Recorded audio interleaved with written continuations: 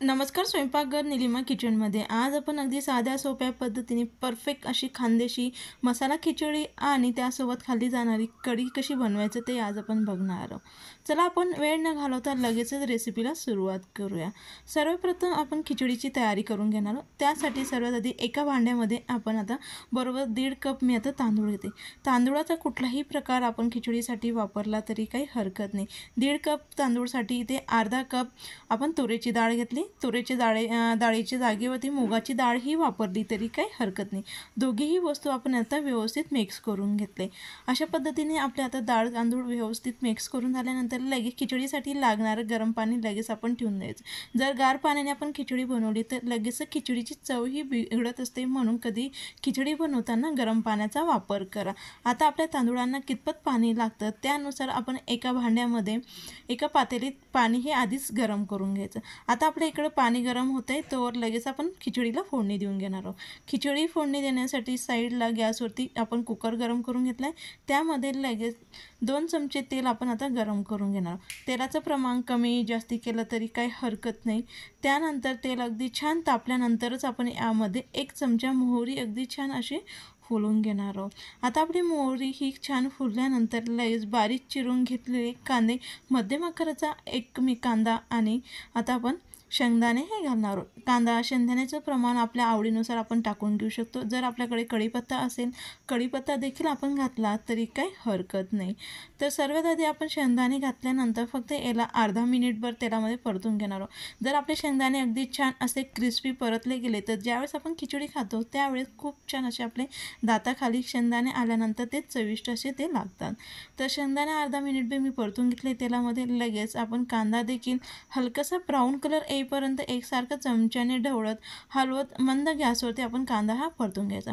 जर आपला कांदा हा व्यवस्थित परतून झाला नाही तर आपली खिचडी गोडसर अशी चवीची लागते, म्हणून कधीही खिचडी करताना कांदा हा व्यवस्थित परतून घ्या. त्यानंतर लगेच आपण बटाट्याचं साल काढून आवडीनुसार लहान मोठे काप तयार करून यामध्ये आता टाकून घेतले. टोमॅटो देखील आपण मध्यम आकाराचा एक कट करून यामध्ये टाकून घेतला आहे. आपल्या सर्वात आधी कांदा हा व्यवस्थित परतल्यानंतरच यामध्ये बटाटे आणि टमाटा हा घाला. त्यानंतर आपले ते व्यवस्थित शिजेपर्यंत परतेपर्यंत त्यासाठी लागणारा खिचडीसाठी लागणारा मसाला तयार करून घ्या. खिचडीसाठी मसाला आपण सर्वात आधी मिक्सरच्या भांड्यामध्ये बारीक किसून घेतलेलं खोबरं, लसूण, 5 ते 6 लसणाच्या पाकळ्या, लसूण, 1 चमचा जिरे बारीक चिरून घेतलेलं, यामध्ये आपण अर्धा इंचचा आल्याचा तुकडा, आल्यामुळे खूप छान अशी चविष्ट लागते. जर आपल्याकडे नसेल तर स्किप केलं तरी काय हरकत नाही. हे संपूर्ण साहित्य मिक्सरला आता आपण बारीक फिरवून घेणार आहोत. तर अशा पद्धतीने आपण हे संपूर्ण साहित्य मिक्सरला बारीक फिरून घेतले. अगदी छान असा आपला हा मसाला तयार झाला आहे आणि आपल्या साईडला कांदे बटाटे देखील अगदी छान असे परतून तयार झाले. लगेचच जो आपण तयार करून घेतलेला मसाला आहे अशा पद्धतीने आपलं छान परतून झाल्यानंतरच यामध्ये टाकून घ्या. आता आपण जर कच्चट असे टाकून घेतले तर त्यामुळे काय होतं, आपला मसाला हा आधी म्हणजे कांदे वगैरे फ्राय झाले नसले तर हा मसाला व्यवस्थित परतता येत नाही. हा मसाला टाकल्यानंतर लगेच आपल्याला इतर मसाले हे घालावं लागतात. हा मसाला लगेच खाली लागायला सुरुवात होतो, म्हणून पुढची प्रोसेस आपल्याला थोडी पटकन करून घ्यावी लागते. मंद आचेवरती फक्त मी अर्धा मिनिटभर खोबरं लसूण देखील तेलामध्ये व्यवस्थित आपण परतून घेतले. जो खोबऱ्याचा लसणाचा कच्चापणा असतो तो निघेपर्यंत आपल्या याला तेलामध्ये परतून घ्यायचा. त्यानंतर आवडीनुसार लाल तिखट आपल्याला कितपत तिखट हवं आहे त्यानुसार 1 चमचा हळद आणि आपला नेहमीचा जो गरम मसाला असतो पिवळा मसाला तो आपण यामध्ये टाकला आहे. जर आपल्याकडे पिवळा मसाला नसेल तर काळा मसाला वापरला तरी काही हरकत नाही. या मसाल्यांना देखील आपण तेलामध्ये छान अर्धा मिनिटभर परतून घेतला आहे. लगेच आपण जो तांदूळ घेतलेला डाळ तांदूळ त्याला 2 ते 3 पाण्याने स्वच्छ धुवून घेतलं आहे. धुवून झाल्यानंतर लगेच आपण याच्यामध्ये संपूर्ण तांदूळ आता टाकून घ्यायचा. तर तांदूळ हा आता व्यवस्थित मिक्स करून घेतला आहे. अशा पद्धतीने आपण तेलामध्येच तांदूळ मिक्स केल्यामुळे खूप छान दाणेदार आणि छान अशी आपली खिचडी तयार होते. डायरेक्ट उकळ आल्यानंतर देखील आपण तांदूळ घातला तरी काही हरकत नाही, पण ह्या पद्धतीने नक्की तुम्ही खिचडी करून बघा, खूप छान अशी ती चविष्ट लागते. तर व्यवस्थित आपण मसाल्यांमध्ये तांदूळ हा मिक्स करून घेतला आहे. साईडला गरम करून घेतलेलं पाणी आता आपण यामध्ये टाकून घेणार आहोत. तर तांदूळ बुडेपर्यंत आणि तांदूळांचं कमीत कमी अर्धा इंचपर्यंत वर पाणी येईपर्यंत आपण यामध्ये पाणी घालून घेणार आहोत. आता आपल्याला तांदूळांना कितपत पाणी लागतं अंदाजानुसार आपण पाण्याचं प्रमाण करून घेऊ शकतो. जर तुम्हाला दाणेदार खिचडी आवडत नसेल तर थोडी जास्ती शिजलेली खिचडी आवडत असेल तर थोडं जास्ती पाणी घातलं तरी काही हरकत नाही. तर गरजेनुसार आपण आता याच्यामध्ये पाणी हे घालून घेतले. त्यानंतर लगेच आपण चवीनुसार मीठ आपण यामध्ये टाकून घेऊया. जर तुम्हाला माझी रेसिपी आवडत असेल तर नक्की लाईक करा, शेअर करा, कमेंट्स करा आणि चॅनलला सबस्क्राईब करायला विसरू नका, जेणेकरून नवनवीन व्हिडिओ अपलोड केले तर सगळ्यात आधी त्याचं नोटिफिकेशन हे तुम्हाला मिळेल. तर चवीनुसार आपण यामध्ये मीठ घातलं आहे. आता आपण खिचडी किंवा बिर्याणी करताना नेहमी तुपाचा वापर करायचा.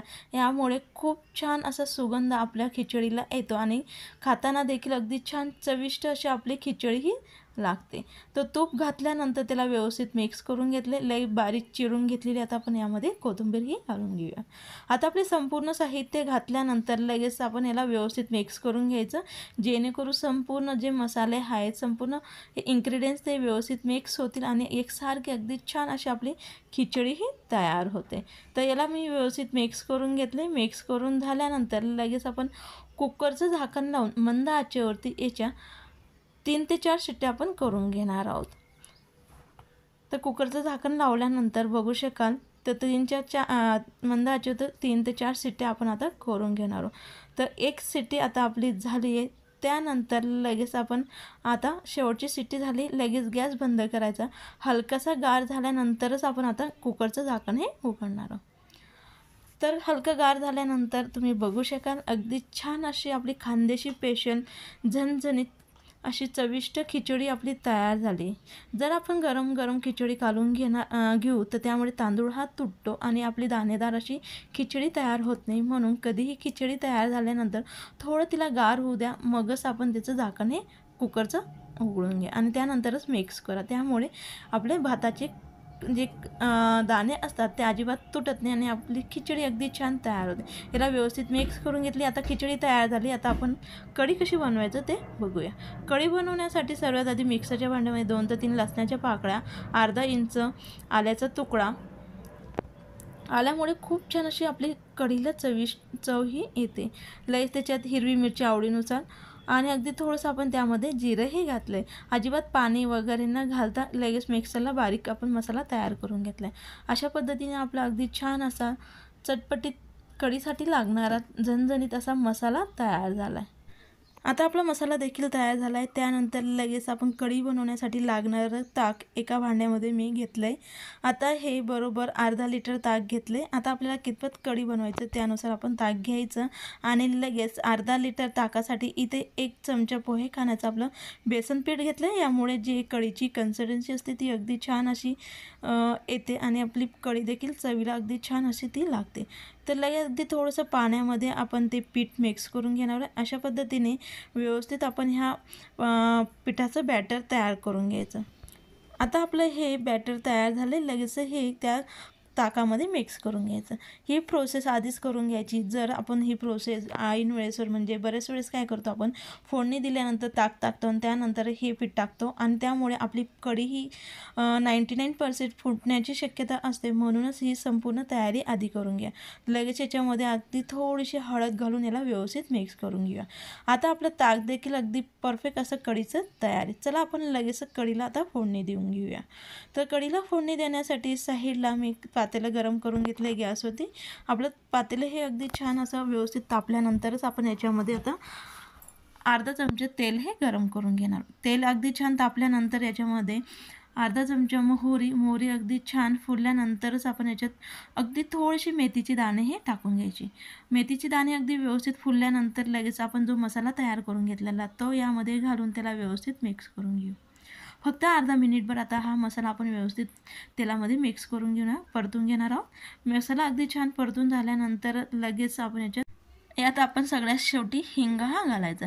हिंग घातल्यानंतर फक्त मिक्स करून घ्या आणि मिक्स करून झाल्यानंतर लगेच आपण यामध्ये ताक हे टाकून घ्यायचं. हिंग हा जास्ती वेळ आपल्याला तेलामध्ये परतून घ्यायचा नाही, त्यामुळे त्याचा वास चालला जातो. म्हणून हिंग घातल्यानंतर लगेच त्याला फक्त मसाल्यात मिक्स करून झाल्यावरती लगेच आपण यामध्ये ताक घालायचं. आता आपल्याला कढीची कन्सिस्टन्सी कशी हवी त्यानुसार आपण याच्यात अगदी थोडंसं पाणी घालून घेऊ शकतो गरजेनुसार आणि त्याला व्यवस्थित मिक्स करून घ्यायचं. आता आपण लगेच मंद आचेवरती कढीला छान उकळ येईपर्यंत चमच्याला याला म्हणजे चमच्याने कढी ही व्यवस्थित ढवळत राहा. यामुळे काय होतं, आपली कढी ही फुटत नाही. आपण काय करतो, कढीला फोडणी देऊन देतो आणि तिला तशीच उकळायला ठेवून देतो, त्यामुळे देखील आपली कढी ही फुटत असते. म्हणून कधीही कढीला फोडणी दिल्यानंतर त्याला व्यवस्थित मिक्स करत आपण छान एक उकळी येईपर्यंत चमचा हा हलवतच राहायचा. तर त्यानंतर आपण लगेच उकळ आल्यानंतर याच्यामध्ये सगळ्यात शेवटी मीठ आणि साखर घालणार आहोत. जर तुम्ही फोडणी दिल्यानंतर लगेच देखील मीठ घातलं त्यामुळे देखील आपली कढी ही फाटण्याची शक्यता असते. म्हणून कधीही कढीच्या सगळं छान एक उकळ आल्यानंतर याच्यामध्ये चवीनुसार मीठ घाला. तर मीठ घातल्यानंतर याला व्यवस्थित मिक्स करून घेतले. आता आपण मंद आचेवरती याला 3 ते 4 मिनटं छान उकळून घेणार आहोत. तर बघू शकाल अगदी छान अशी आपली परफेक्ट कढी तयार झाली. त्यानंतर सगळ्यात शेवटी आपण यामध्ये बारीक चिरून घेतलेली अगदी थोडीशी कोथिंबीर घालून घेऊया. तर तुम्हाला माझी रेसिपी आवडली असेल तर नक्की व्हिडिओला लाईक करा, शेअर करा, कमेंट्स करा आणि चॅनलला सबस्क्राईब करायला विसरू नका, जेणेकरून नवनवीन व्हिडिओ अपलोड केले तर सगळ्यात आधी त्याचं नोटिफिकेशन हे तुम्हाला मिळेल आणि त्यामुळे अगदी छान नवनवीन व्हिडिओ माझे बघायला मिळतील. आणि रेसिपी आवडली असेल तर नक्की लाईक करा. तर बघू शकाल अगदी छान अशी आपली खानदेशी स्पेशल अशी चविष्ट मसाला खिचडी आणि छान अशी आपली आंबट गोड कढी ही तयार झाली. रेसिपी आवडली असेल तर नक्की लाईक करा, शेअर करा.